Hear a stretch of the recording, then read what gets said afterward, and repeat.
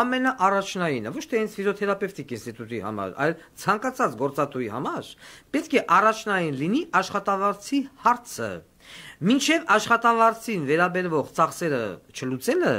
ոչ մի գործատու իրավունք չունի, ասի գիտեք ինչ, ես վերանորոգում եմ անում, ես վերազինում եմ անում, ես չգիտեմ, լուստրա եմ կախում եւ այլն։ Այդ լուստրան կարող է սпасել, վերազինումը չգիտեմ, ոնց ուզում եք արեք, բայց աշխատողի աշխատավարձը պետք է տվացվի, որովհետեւ քո աշխատողը դրանով է ապրում։ Նա էլ ունի կոմունալ պարտավորություններ, վարկային պարտավորություններ եւ իհարկե ուտելու, սնվելու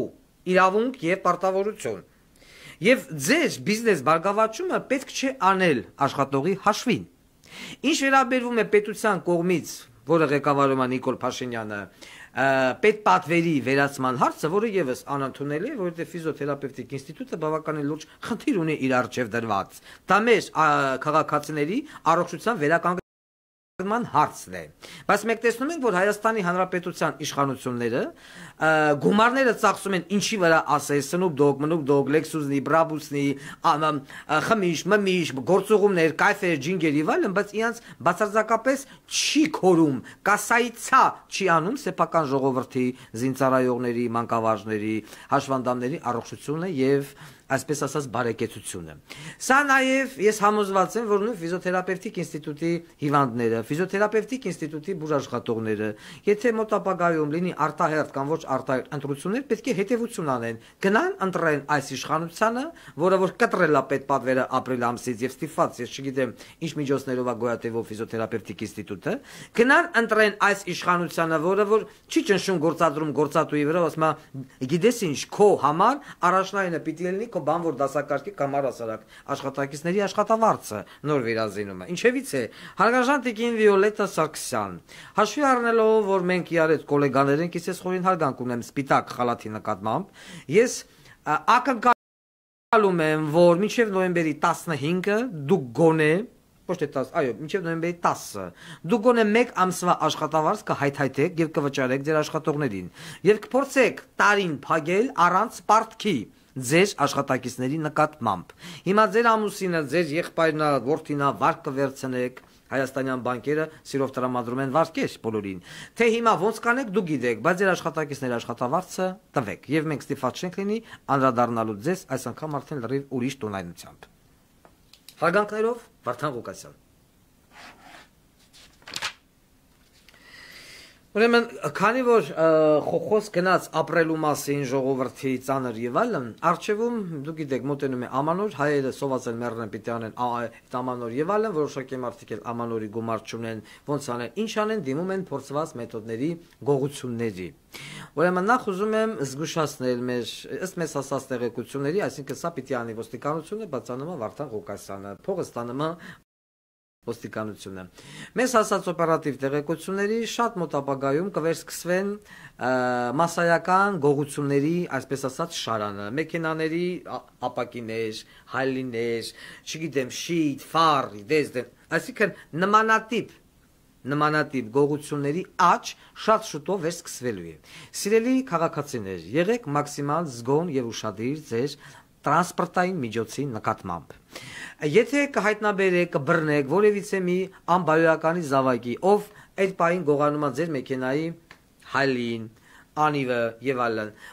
իհարկե լավ է որ հանձնեք ոստիկանություն, բայց չգիտեմ, ոստիկանությունը հետևություններ կենե, չի ենե, շատ դեպքերում նման մարդկանց նկատմամբ պետք է լինել, այսպես ասած, օգտագործել ժողովրդական պատժիչ միջոց։ Միացնում եք տեսախցիկի առաջ, խոռոփում եք հանցագործի թուբենի վրա, ցույց եք տալի ձեր բարեմասություններին, ինքը հոտ եք հաշում ձեր բարեմասություններից եւ դա ուղարկում եք ինձ։ Սա անպայման կնպաստի նրան, որ նմանատիպ վիժվածքները, որոնք որ մասնագիտացված են, այն միջին խավի մեքենաները հալի մալի գողանալու վրա, իրենց վարկագիծը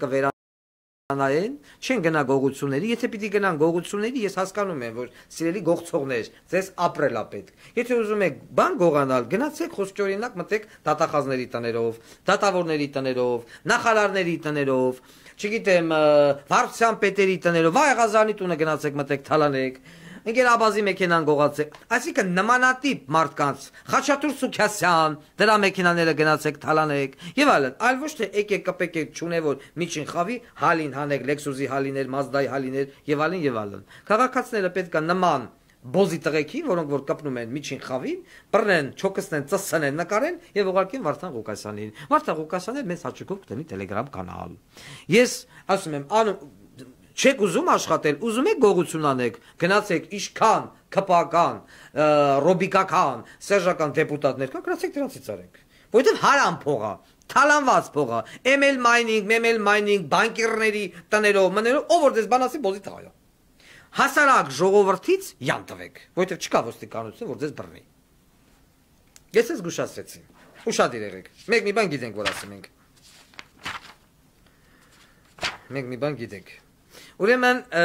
կապված ինձ անընդհատ գրում են պարոն Ղուկասյան ձեր մոտեցումը, դիրքորոշումը եւ այլն կոնյակի բրենդի հետ կապված։ Ինչ է լինելու կոնյակի հարցը։ Ես գրել եմ իմ նախընտրական ծրագրի մեջ դրա վերաբերյալ, որ հայկական կոնյակը մնում է հայկական կոնյակ։ Մենք կոնյակը անվանափոխելու միտում չունենք։ Այսինքն այն մարդիկ, այն գործարարներ, այսա վերաբերում է գործարարներին։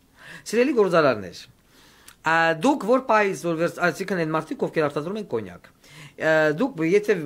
ինքներդ էլ հասկանում եք, որ փոխելով կոնյակ բառը, հայկական կոնյակ, որը արդեն ինքն իր հերթին դարե բրենդ, վեկալեք դնեք եսեմ ինչ անունը հայկական բրենդի եւ ուղարկեք, չգիտեմ, Ռուսաստան, Բելարուս, Ղազախ, ԱՊՀ, նախ ԱՊՀ տարածք եւ հետ սովետական երկրներ, Վարշավա, Սերբիա եւ այլն, այնտեղ դուք բախվելու եք, այսպես ասած, անծանոթության հետ, մարդիկ չգիտեն, ինչ է հայկական բրենդի, էս ուդից եկավ։ Այսինքն դուք զրկվում եք ձեր լոգոտիպից։ Միակ քաղաքական ուժը, ով պաշտոնապես հայտարարում է, չանողը բոզի տղայա, դա էլ եմ ասը, որ չի հրաժ, կուզի Ֆրանսիան նեղանա, կուզի Մակրոնը յան վենակցի, կուզի Մակրոնի